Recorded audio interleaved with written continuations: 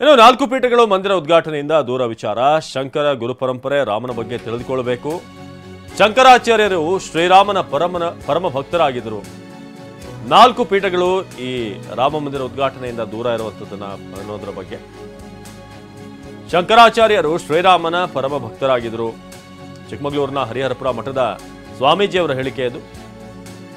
ಶಂಕರ ಪರಂಪರೆಯ ಎಲ್ಲಾ ಮಠಗಳಲ್ಲಿ ರಾಮನ ಆರಾಧನೆ ಇರುತ್ತೆ. ಶ್ರೀರಾಮ ಮಂದಿರ ಅನ್ನೋದು ಎಲ್ಲಾ ಮಠಗಳಲ್ಲೂ ಇದೆ. ಶಂಕರಾಚಾರ್ಯ ಸ್ವಯಂ ಪ್ರಕಾಶ ಸಚ್ಚಿದಾನಂದ ಸರಸ್ವತಿ ಅವರು ಹೇಳಿಕೆಯನ್ನು ಕೊಟ್ಟಿದ್ದಾರೆ.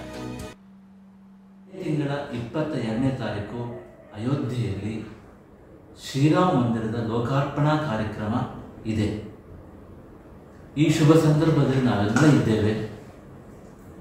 ಆದರೆ ಶಂಕರ ಗುರು ಪರಂಪರೆಯ ಮಠಗಳಿಗೆ ಈ ಒಂದು ರಾಮ ಮಂದಿರದ ಲೋಕಾರ್ಪಣಾ ವಿಚಾರದಲ್ಲಿ ಅಸಮಾಧಾನ ಇದೆ ಎನ್ನುವ ವದಂತಿ ಈಗ ಕೇಳಿ ಬರ್ತಾ ಇದೆ. ಇದರ ಬಗ್ಗೆ ಕೆಲವೊಂದು ಸ್ಪಷ್ಟನೆಯನ್ನು ನಾವು ನೀಡ್ತಾ ಇದ್ದೇವೆ. ನೋಡಿ, ಶಂಕರ ಗುರು ಪರಂಪರೆಗೂ ಅಯೋಧ್ಯೆ ರಾಮ ಮಂದಿರಕ್ಕೂ ಏನು ಸಂಬಂಧ ಎನ್ನುವುದನ್ನು ನಾವು ತಿಳ್ಕೊಳ್ಳೋದಕ್ಕಿಂತ ಮೊದಲು ಭಗವಾನ್ ಶ್ರೀರಾಮನಿಗೂ ಶಂಕರ ಪರಂಪರೆಗೂ ಏನು ಸಂಬಂಧ ಅಂತ ಸ್ಪಷ್ಟವಾಗಿ ನಾವು ತಿಳ್ಕೊಬೇಕು. ನೋಡಿ, ಶಂಕರ ಪರಂಪರೆಯ ಮೂಲ ಪುರುಷರು ಆದಿಶಂಕರರು. ಆದಿಶಂಕರರು ಅದ್ವೈತ ಸಿದ್ಧಾಂತದ ಮೂಲಕ ಪರಮಾತ್ಮನನ್ನ ತತ್ವಸ್ವರೂಪದಲ್ಲಿ ಆರಾಧಿಸುವ ಪದ್ಧತಿಯನ್ನು ಜಗತ್ತಿಗೆ ತಿಳಿಸಿದ್ದಾರೆ. ಆ ಸಿದ್ಧಾಂತವನ್ನು ಕೊಟ್ಟಿದ್ದಾರೆ. ಅವರು ಹೇಳ್ತಾ ಇದ್ದಾರೆ, ಹರಿ ಮತ್ತು ಹರ ಇವೆರಡೂ ಕೂಡ ಪರಬ್ರಹ್ಮನ ಅತ್ಯಂತ ಸಮಾನವಾದ ರೂಪಗಳು. ಅಂದರೆ ಈ ಜಗತ್ತಿನಲ್ಲಿ ಹರಿ ಮತ್ತು ಹರನನ್ನ ಅತ್ಯಂತ ಸಮಾನವಾಗಿ ಶ್ರದ್ಧಾಭಕ್ತಿಯಿಂದ ಆರಾಧಿಸುವ ಏಕೈಕ ಪರಂಪರೆ ಅಂತಂದರೆ ಅದು ಶಂಕರ ಪರಂಪರೆ.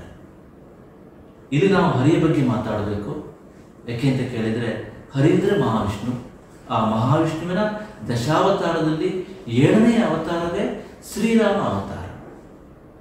ಆದ್ದರಿಂದ ಸಹಜವಾಗಿ ಆದಿಶಂಕರರು ಭಗವಾನ್ ಶ್ರೀರಾಮಚಂದ್ರನ ಪರಮ ಭಕ್ತರಾಗಿದ್ದರು.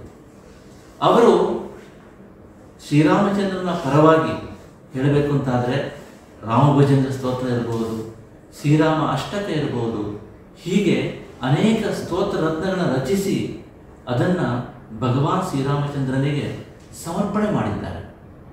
ಅಷ್ಟೇ ಅಲ್ಲ, ತಾವು ಸ್ಥಾಪನೆ ಮಾಡಿರ್ತಕ್ಕಂಥ ಮಠಗಳಲ್ಲಿ ಶ್ರೀರಾಮಚಂದ್ರನ ಆರಾಧನೆಯನ್ನು ನಿರಂತರವಾಗಿ ನಡೆಸಿಕೊಂಡು ಹೋಗುವಂತೆ ಭಗವಾನ್ ಶ್ರೀರಾಮಚಂದ್ರರ ಆ ಆರಾಧನೆಯನ್ನು ನಿರಂತರವಾಗಿ ನಡೆಸಿಕೊಂಡು ಹೋಗುವಂತೆ